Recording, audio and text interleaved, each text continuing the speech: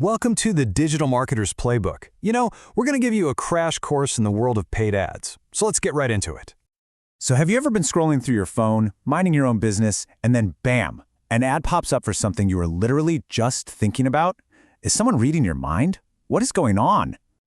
Well, I can tell you it is definitely not a coincidence. It's actually a massive multi-billion-dollar system designed to do exactly that. And today, we are opening up the playbook. We're going to show you precisely how it all works. All right, first things first. We need to understand the main arenas where this all goes down. Think of it like a giant digital battleground, right? This is where the game is played. And this is where it gets really, really interesting. You've got two major strategies. On one side, you have platforms like Meta. That's Facebook and Instagram. They use push marketing. It's kind of like they're a mind reader, showing you ads based on what they think you'll like. Then, on the other side, you have Google Search. That's pull marketing. It's more like a genie in a bottle.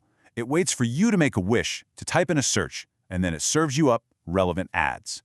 One pushes, the other pulls. So let's stick with Google for a second. Every single time you type something into that search bar, a lightning-fast auction takes place. Advertisers are all bidding against each other for your attention.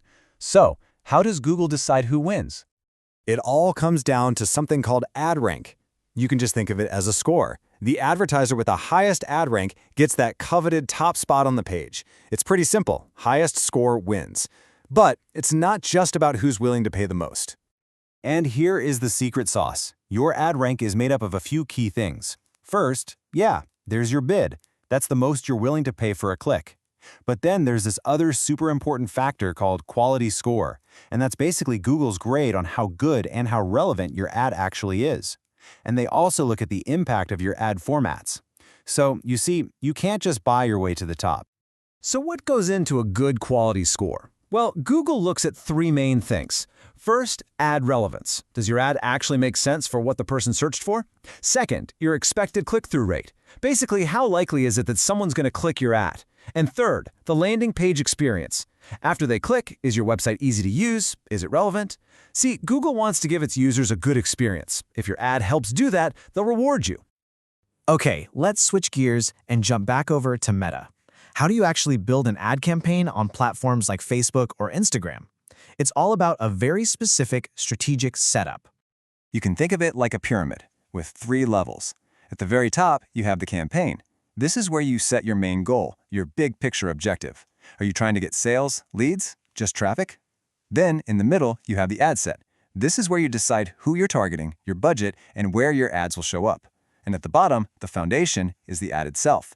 That's the actual creative, the images, the videos, and the text people will see. Okay, so you've got your campaign built, and it's running. Great. But is it actually working? How do you know if you're winning or losing? This is where we have to start keeping score, and we do that with metrics. One of the first most fundamental metrics is click-through rate, or CTR. All this tells you is, out of all the people who saw your ad, what percentage of them actually clicked on it? A high CTR is a fantastic sign that your ad is hitting the mark. Let's make it super simple. Say your ad was shown 1,000 times and it got 100 clicks.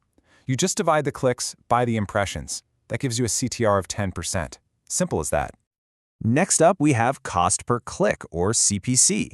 This one's pretty self-explanatory. It's the average price you pay every time someone clicks on your ad.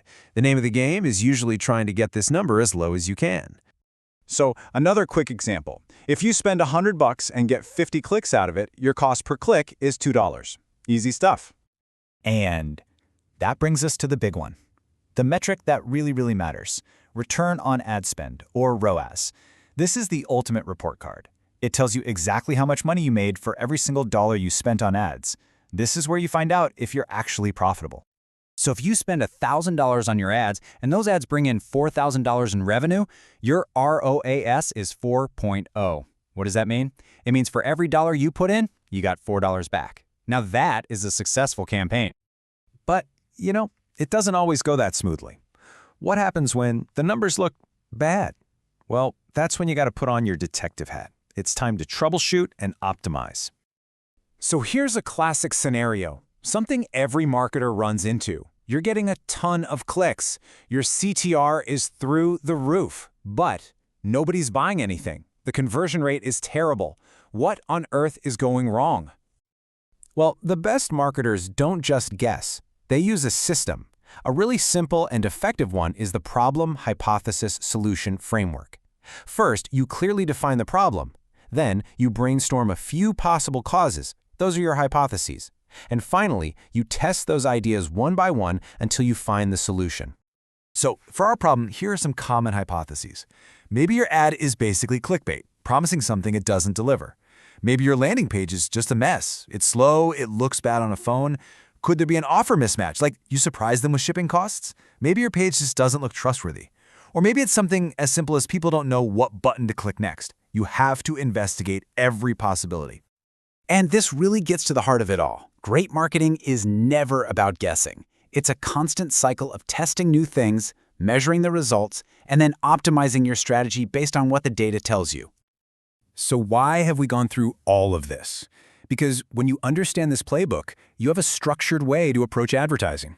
You can turn all that messy data into smart decisions. You can turn your ad spend into actual, real business results.